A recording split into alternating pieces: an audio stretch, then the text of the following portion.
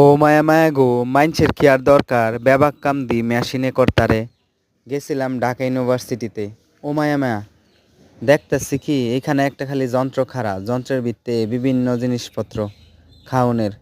বাইরেতে ঘুরে যাই, মন গরম লাগছে, পরে বন্ধু জোর করতেছে খাইতাম।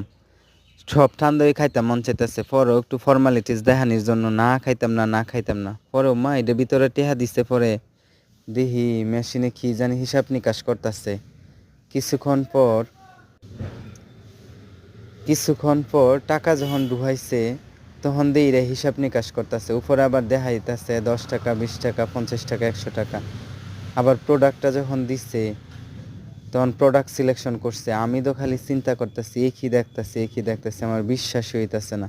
পরে বাংতিটি ফেরত দিচ্ছে। এখন আরেকটা ঘটনা ঘটবো।